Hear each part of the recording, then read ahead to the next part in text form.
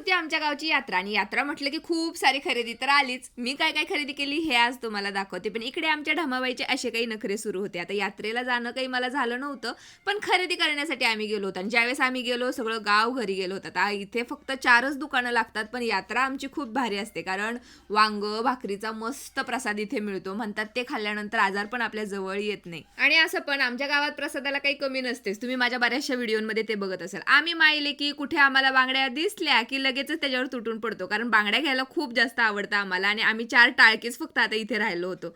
अभिची मात्र आज खूप मज्जा झाली. खूप सारी खेळणी आणलीत. हे हेलिकॉप्टर आणलं होतं, पण कसं उडवावं हे काही आम्हाला कळत नव्हतं. काकीनी हा गल्ला घेऊन दिलाय आणि आता असं होणार आहे, की कोणाच्या खिशात, पर्समध्ये पैसे राहणारच नाही. कारण सारखं ते आणायचं आणि गल्ल्यामध्ये टाकायचं.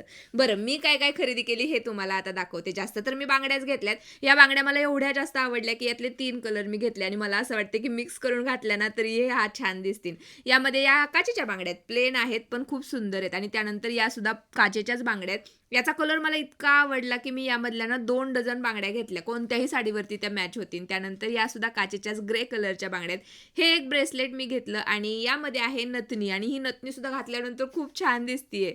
यात्रेत अशा काही गोष्टी घेतल्या तरी आपल्याला एकदम स्वस्त पडतात. 30 रुपयाला 2 मला मिळाल्या आणि हा ब्रोचसुद्धा मला फक्त 30 रुपयाला मिळालाय. ही अंगठी आपली शूटसाठी बरी पडेल आणि हे आहे माझ्या काचेच्या बांगड्यांचं कलेक्शन. चला भेटू नेक्स्ट व्लॉगमध्ये. तोपर्यंत बाय.